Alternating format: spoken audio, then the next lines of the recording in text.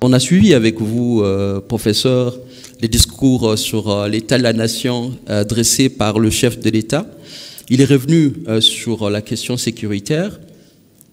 Il a même dit dans son discours que les défis qu'on avait l'année passée, les défis sécuritaires, à comparer avec ce que nous avons maintenant, la situation tend à s'aggraver.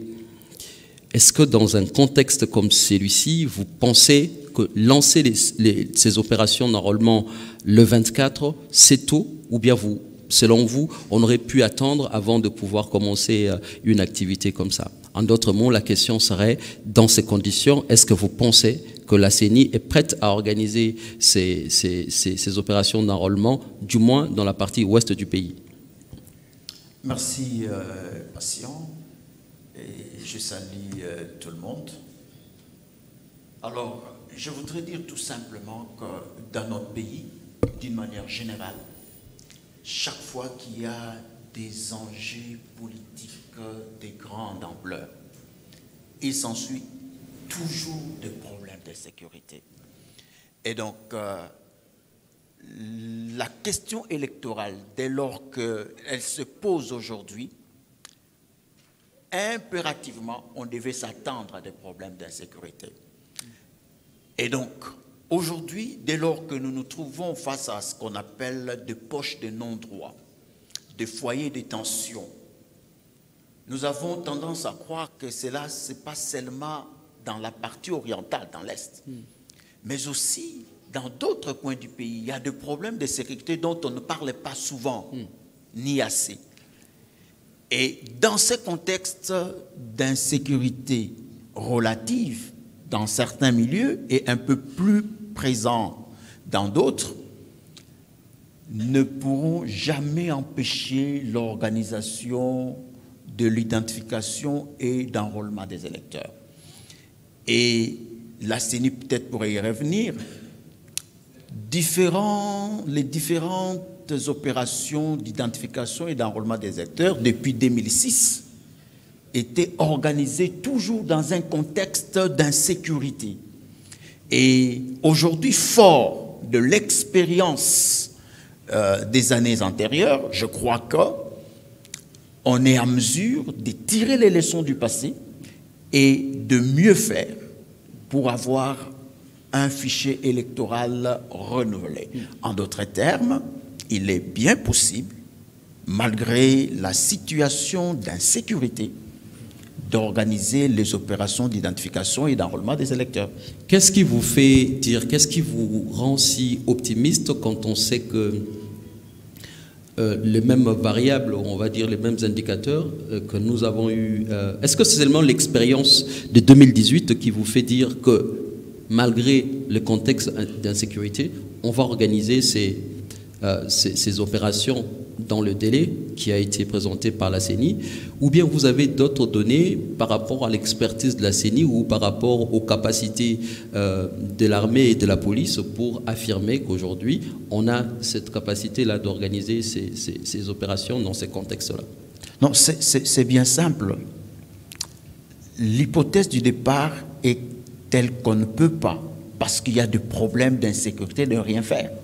Nous ne pouvons pas nous permettre de nous dire, puisqu'il y a des problèmes, on croise les bras. En effet, ce sont les difficultés qui doivent être transformées en opportunités.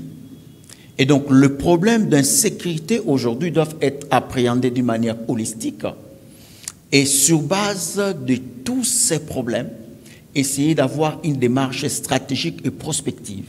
Et donc, c'est pour dire que partant de problèmes qui existent, la CENI, d'une part, mais aussi, parce qu'il faut le dire, qu'il existe un comité de pilotage de la sécurisation des élections, du processus électoral, si vous voulez. Et donc, toutes ces structures, sur le plan national, provincial et local, doivent réfléchir. Le rôle de l'État, à mon humble avis, c'est de résoudre le problème qui se pose au quotidien dans la société. Mais justement, la question c'est, est-ce que vous avez l'impression que l'État dont vous faites allusion est prêt? Si je dois me référer à ce que la CENI fait, aux efforts qui sont fournis, qui ne sont pas certes suffisants, et si je dois par ailleurs me lancer dans une dynamique de sensibilisation, de mobilisation des forces vives, il est possible, tous ces facteurs réunis, de se dire que nous pouvons aller. Les choses pourraient bien se passer. Évidemment, toutes choses étant égales par ailleurs, si un ensemble de conditions sont mises en contribution. Et voilà pourquoi l'importance de ce genre d'activité, sensibiliser les acteurs étatiques, mais aussi les acteurs non étatiques, pour qu'on se dise c'est un défi. En tant que peuple, en tant que nation, nous devons le relever ensemble. Mais il se trouve qu'en 2018, on n'avait pas les défis de... Évidemment, on a eu les cas de...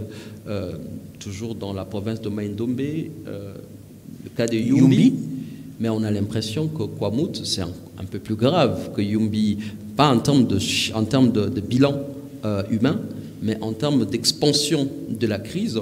On voit bien que l'attention quitte Kwamouth. Aujourd'hui, on parle de Kwilu, on parle de Kwango, on parle même de la périphérie de Kinshasa. Est-ce que vous pensez justement que votre optimiste va être heurté à la réalité du terrain? Vous savez, nous sommes un pays. Nous sommes une intelligence. Et le problème d'insécurité, peut-être vous parlez de Kwamouth. Ça, ce sont des problèmes d'aujourd'hui. Mais il y a aussi de probables problèmes. Peut-être que demain, ça sera Mbanza-Ngungu.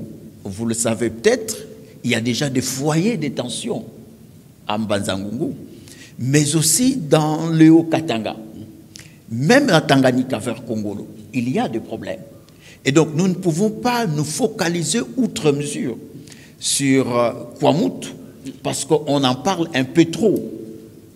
Le plus important ici, c'est de dire que faire face à ce problème d'insécurité. Comment ces derniers peuvent globalement être résolus pour que ça ne puisse pas avoir un impact des incidences sur le déroulement du processus d'identification et d'enrôlement des électeurs. Et peut-être je vais aller plus loin en disant, il n'y a pas que 2018, mais il y a aussi 2011 et 2006. 2006, il y avait une campagne qui était menée pour le refus de l'enrôlement avec l'IDPS, Bundudia Congo et j'en passe. Et les défis sécuritaires étaient énormes. Nous sortions d'une guerre. Et Moutebousi était là pendant qu'on faisait l'enrôlement de 2005. Et en 2011, c'était la même chose. Il y avait des foyers de tension partout. Mais malgré cela, les défis étaient relevés. Je ne vais pas dire par là que les problèmes seront globalement résolus.